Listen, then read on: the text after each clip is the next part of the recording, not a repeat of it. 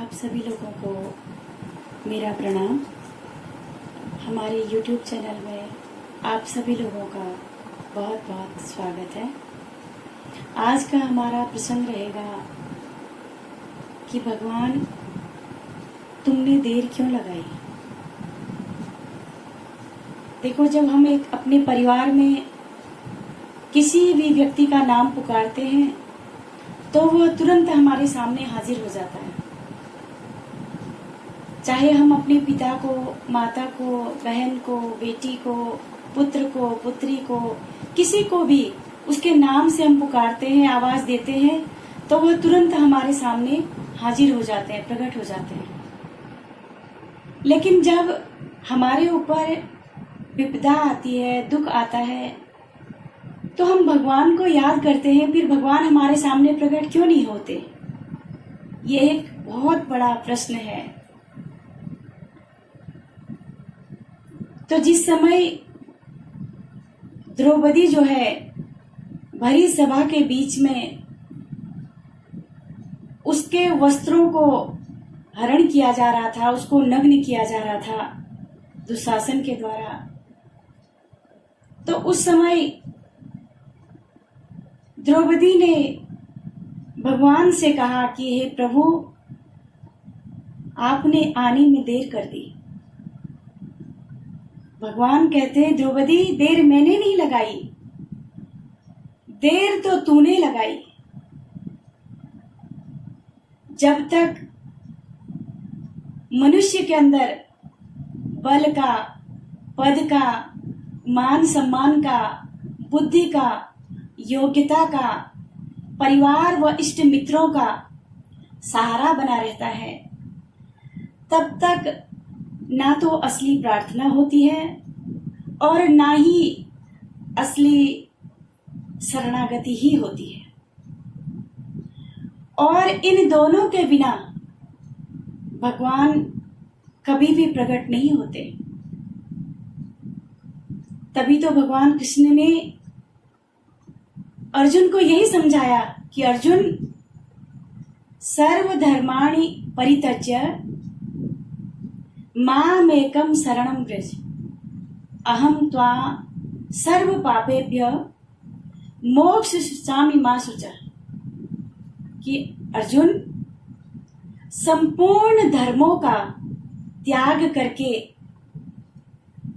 तुम अगर मेरी शरण में आ जाते हो तो मैं तुम्हें सारे पापों से, सारे दुखों से मुक्त कर दूंगा। बहुत बड़ी बात कह दी भगवान ने। अगर हम भगवान को मानते हैं और सचमुच में हम अपने आप को हिंदू कहते हैं, तो हमें भगवान की बताई हुई बात को भी मानना है, समझना है कि क्यों कहा। जब तक द्रौपदी ने अपने परिवार के सदस्यों का सहारा लिया, अपने पांचों पतियों का सहारा लिया कि एक से एक गुणवान है, एक से एक रूपवान है, कोई धनुर्धर है, कोई धर्मराज है और कोई 10,000 हाथियों का बल रखने वाला है, अर्जुन जैसा गांडीवधारी, और सारे बल जब फेल हो जाते हैं, सब तरफ से असहाय हो जाती है, बड़े बड़े गुरुजन बैठे हुए हैं, सब ने उस अधर्म के खिलाफ लड़ना तो दूर अपनी गर्दन झुका ली। उस समय अंत में जब कुछ नहीं बचा तो द्रौपदी ने भगवान को याद किया, तो भगवान तुरंत आ जाते हैं। जैसे याद किया वैसे ही आ गए। क्यों? क्योंकि द्रौपदी को उनके नाम का पता था। अगर नाम में गड़बड़ी होगी तो आप बुलाते रहो, कोई नहीं सुनेगा। आपने अपने बेटे का नाम नारायण रखा है और अगर आप उसको श्याम कहेंगे तो वो नहीं आएगा, और आप उसे डांटेंगे कि मैंने तुझे बुलाया, तू क्यों नहीं आया, तो वो कहेगा मेरा नाम श्याम नहीं है, मेरा नाम नारायण है, आपने मेरे नाम से नहीं पुकारा इसलिए मैं नहीं आया। तो इसी प्रकार ईश्वर का नाम भी जो है वो विधि से प्राप्त होता है, वो सदगुरु के शरण में जाकर के प्राप्त होता है। अपने अंदर प्रवेश होने की विधि सदगुरु बताते हैं। इसीलिए संत सूरदास जी ने बहुत ही अच्छा एक पद जो है गाया, उन्होंने सुनाया। सुनेरी मैंने निर्बल के बलराम, सुनेरी मैंने निर्बल के बलराम, पिछली साख भरू संतन की, आई सवारे काम, निर्बल के बलराम, जब लगी गज बल अपनो बर क्यों, नेक सरयो नहीं काम, नेक सरयो नहीं काम, निर्बल हो प्रभु नाम पुकार्यो, निर्बल हो प्रभु नाम पुकार्यो, आए आधे नाम, सुनेरी मैंने निर्बल के बलराम, सुनेरी मैंने निर्बल के बलराम। आगे सुनो।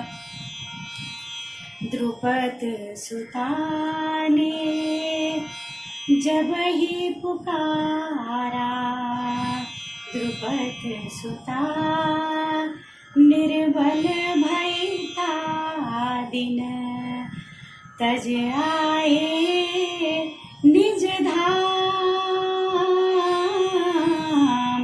तज आए निज धाम, दुस्साहसन की भुजा थकित भई, बसन रूप भय श्याम, सुनेरी मैंने निर्बल के बलराम, सुनेरी मैंने निर्बल के बलराम, अप बल तप बल और बाहुबल, अप बल तप बल और बाहुबल, चौथो है बलदाम, चौथो बल है दाम, सूर्य किशोर कृपाते सब बल, सूर्य किशोर कृपाते सब बल, हारे को हरि नाम, सुनेरी मैंने निर्बल के बलराम, सुनेरी मैंने निर्बल के बलराम। वो कहते हैं कि जो निर्बल है, जो असहाय है, जिसने अपने दोनों हाथ खड़े कर दिए कि मेरी बस की कुछ नहीं है, जो कुछ करेंगे आप ही करेंगे, जो सब भगवान पर छोड़ देते हैं, भगवान उनके सारे कार्यों को करते हैं। लेकिन हमें इतना विश्वास होना चाहिए उस परमात्मा पर, और बिनु विश्वास भक्ति नहीं, तेहि बिनु त्रवहि न राम, राम कृपा बिनु सपने हो, जीव न लह विश्राम। आज के लिए बस इतना ही। आप सभी लोगों को मेरा प्रणाम।